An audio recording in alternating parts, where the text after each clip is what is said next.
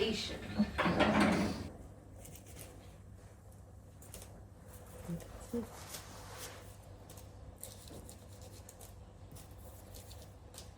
Reminds me of spinach. You cook it, it's like, okay, there's nothing there.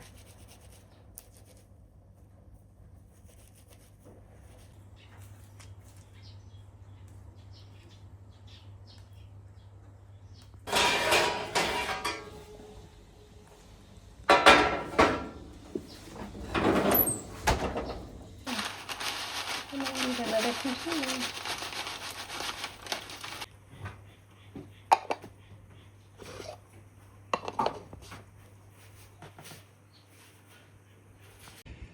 Well, I think it's important to be honest in these videos and to share the good and the bad.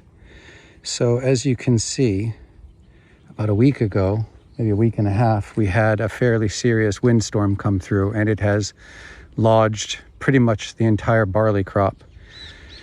I think I'll still be able to harvest a bit, but the quality will be down and the risk of mildew, mold, etc. will be up. It's a bummer having come this far where we're so close it's beginning to turn purple.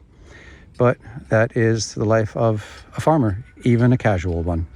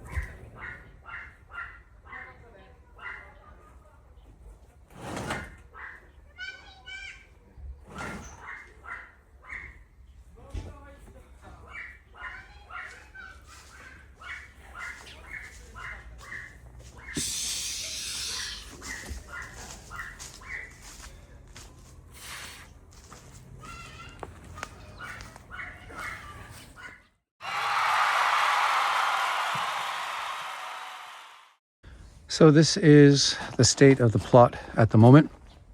I've got 3 by 7.5 meters laid out. The ground still needs to be leveled. Then a base layer of gravel needs to be installed, and then we can prepare for the slab. Looking at it now, it seems like it'll be a nice mini barn, though to be fair, once you start putting things in, I imagine it will fill up fairly quickly. We're going to have Kimberly's car park in here facing out from here. So from this angle, you'd see the back end of the car over by the walkway. And then the remaining space would be used mostly for our agricultural equipment. I think it'll fill up pretty quickly, but it'll certainly be more than we've ever had before. And it's essentially just replicating the footprint of the original, just updating it and creating a bit more interior space. I'm also adding a bit of height. And I will be reusing the main beam, the ridge beam, so that we can say that this is a rebuild rather than a new build.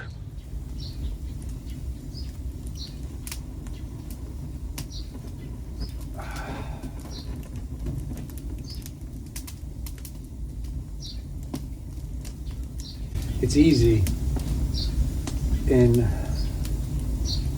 the self-imposed deadlines and the rush that can sometimes engender, the way things seem to pile on from time to time.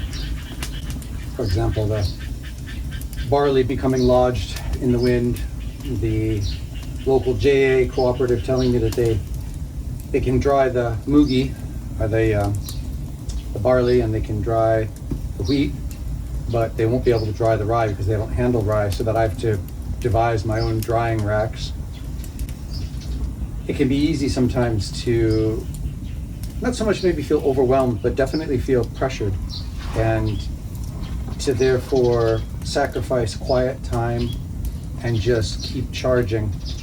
I got this bum foot still, 6 weeks on, and it's still not really better. I get about an hour and a half, 2 hours before the pain kicks in and I need to stop what I'm doing. And I'm usually not one to let pain slow me down, but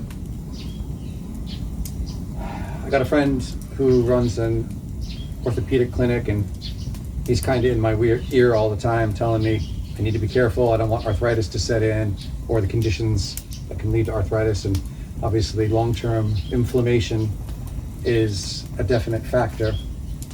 So I need to temper my drive and slow down. And the fire helps. It's always been something since the first day we moved in, really, that we've appreciated. And this fire area has gone through many iterations. We once had it made of old brick, some of the brick that you saw me moving earlier in this video, actually. We've moved that brick, God, 8 times from different parts of the property. Anyway, when it was made all of brick, it looked great for what it was, but it took on moisture from the ground. We must have built it improperly, and it became slick as snot with moss. We're talking, it didn't matter what shoes you had on. It was deadly.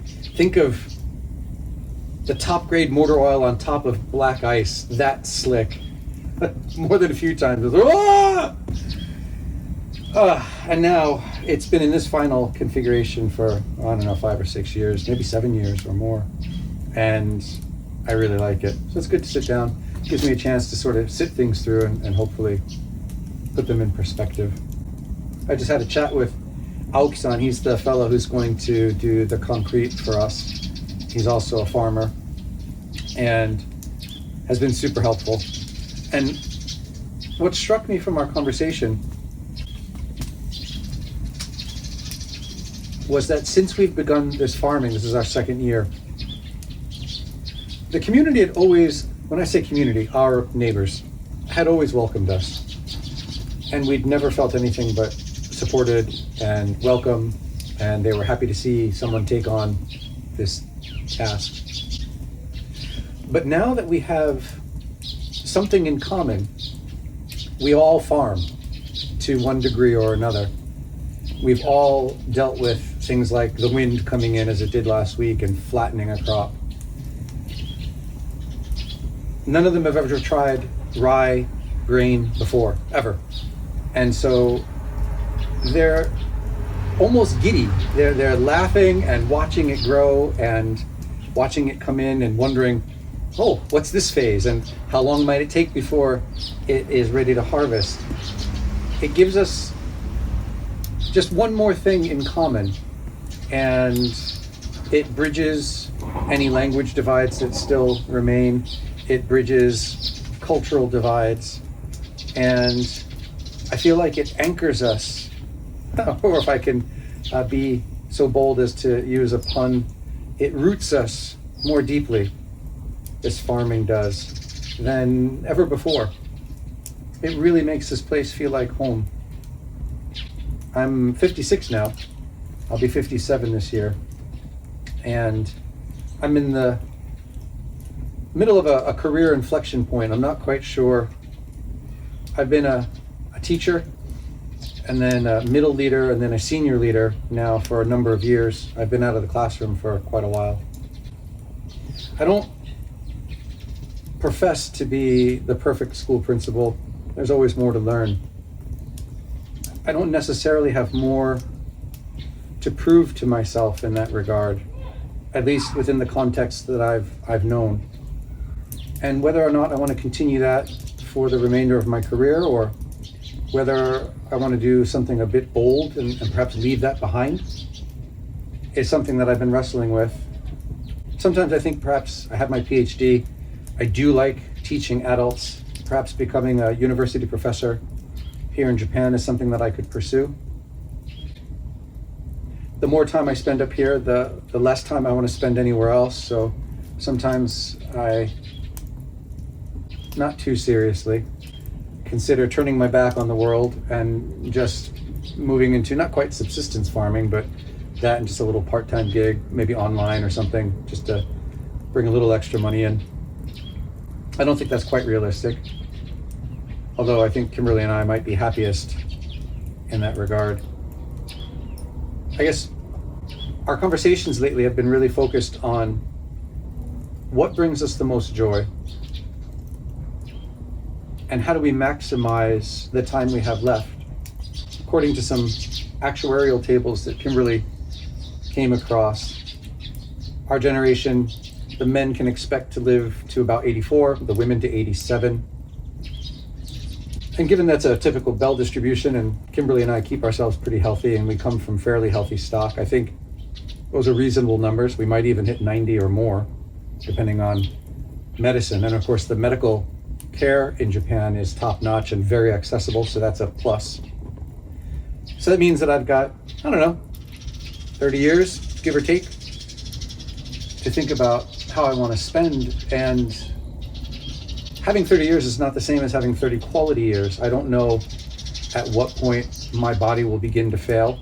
Certainly, if I keep doing stupid shit like falling off of ladders, that will hasten that decline. But I do see farmers here who are in their 70s and are hale and hearty, literally sprinting about as they go about their day. And I sometimes think that who you surround yourself with determines what you consider to be baseline. And therefore, if that's what 75-year-olds do, well, then that's what I would expect myself to do. And that would perhaps stave off for a while the frailty that comes with old age. But I know that for Kimberly and me, our time together is by far the most important asset that we have. And in particular, puttering about here. The other day we were weeding. We were just sitting alongside each other by a low-lying evergreen shrub and lifting it up and picking weeds and talking about nothing of consequence, but the feeling of well-being and the joy in each other's company, and the fact that such a simple activity was as enjoyable as some of our overseas trips filled me with hope and happiness, that it might not take that much for us to be quite satisfied with our lives, and therefore perhaps we can consider alternatives to the rat race. Pretty sure I've touched on this theme before in this series, and that is the idea of friendship. We've lived in Japan 26 years, and we lived in Hawaii 14 years all in. Haven't been on the mainland as residents in the US since we were 17. And that means that almost all of our friends are scattered to the winds, as we are ourselves. And what's neat is when we meet up with some of them, it's as if a day hasn't passed. In part, social media can help with that. We definitely can stay in touch with each other much more easily than we did when we first came to Japan in the early 90s, and it was care packages from home and the occasional letter, phone call, crazy expensive phone calls. But the only other thing that I would add to my life, if I could, in addition to Kimberly and myself being up here as much as possible, would be the ability to still see my friends in person. You know, meeting up with Grant and Ryan in Tasmania recently, whenever they come out here to Japan, whenever I go down to New Zealand. I realize how much I miss their company. We get together and we drink online from time to time. And obviously we stay, maybe not daily, but every other day or so, we text one another. And it's a lifeline, I suppose, but it's no substitute for working together shoulder to shoulder on projects, driving down to the hardware store, laughing, you know, like school kids at juvenile jokes. I think that's the balance. If I were to do something radical, like try to do subsistence farming and a little part-time work, I think we could make it here. But my days of traveling internationally would pretty much draw to a close. And so that's a definite counterbalance when I think about priorities and what comes next. Maybe I should have been an arms dealer all these years. Retired at 35. Probably would have been executed at 40 though, so I suppose the retirement benefits aren't that great.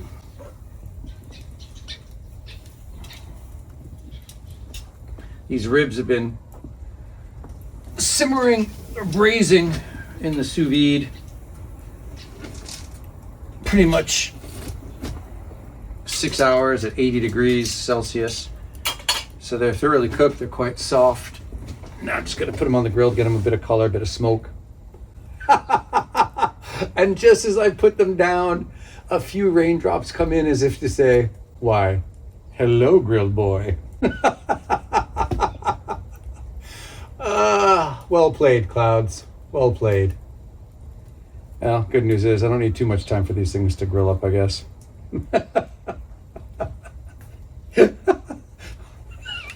What will I do with my hair?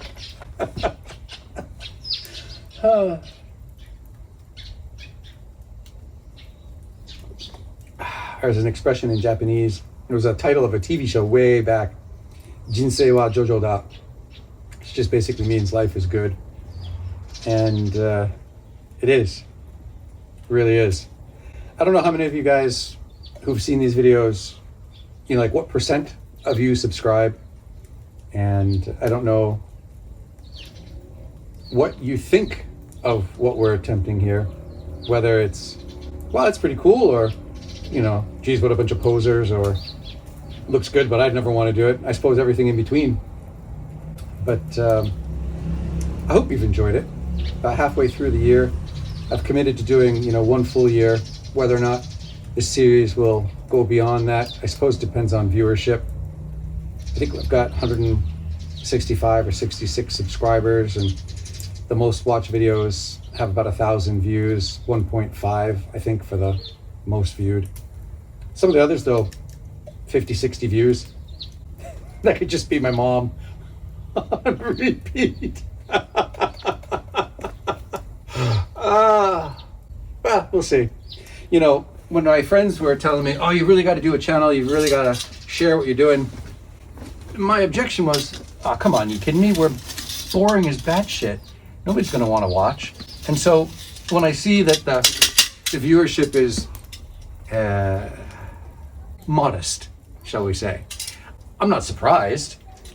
But at the same time, it actually is a bit of work. It's a labor of love. I like sharing what we're doing, but it requires hours and hours of shooting and editing and whatnot. So whether or not this continues past November remains to be seen. Some neat projects coming up though. I've got the barn to build. I have 2 bathrooms to do, including one with a 2-meter cast iron cauldron that I found down south in Fukuoka. I'll be making an indoor-outdoor bath with that. So the next year, I think, will prove fairly eventful watching. Sometimes I wonder if I ought to change how I go about doing these videos and not do them every week, but simply do a project from start to finish within one video. I can see the appeal as a viewer in that, but I don't feel that accurately or adequately catches what it's actually like or what it's been like for the past 11 years. I've been working on most of these projects for 5, 6, 7 years at a stretch before they're finished. And that's just because I typically can only work on the weekends. Now, obviously, as we have more light, I can work in the mornings or the evenings, but you can't be making crazy noise at 6 in the morning for fear of disturbing the neighbors, as Kimberly reminds me on a regular basis. So I think the idea that it's almost like slow food, right? Slow construction, slow renovation, living with a project rather than just busting your ass to get it done in warp speed. So these videos that capture, 1 step forward, sometimes 2 steps back, is more accurate. I think it's a more accurate representation of what the past 11 years have been like. The frogs agree.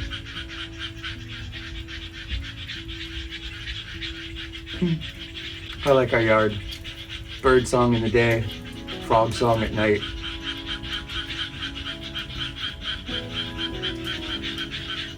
It's really blossomed and thrived under our care after having been abandoned for about a decade. When we see the variety of animals increasing and we hear the numbers of frogs and we see lizards and snakes, the occasional mammal trundle through, it is rewarding. When I'm in the city down in Tokyo, you hear urban crickets, the occasional car alarm. Urban crickets to me in Japan tends to be ambulances, especially in Tokyo. God, you hear them all day, every day. And we live near a branch of the city highway system. So it's not at all unusual in Tokyo to hear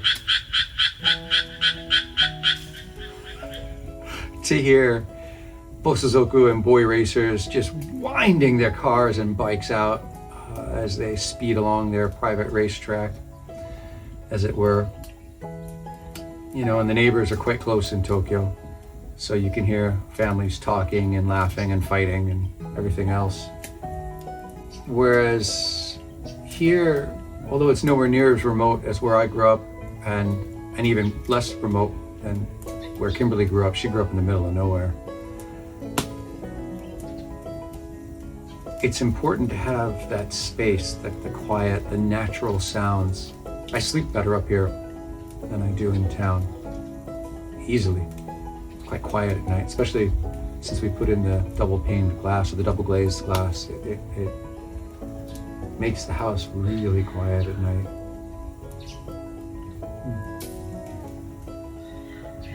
Well, it looks like my ribs are just about ready to throw together a nice little salad. Oh, hello. Yes, you're looking lovely.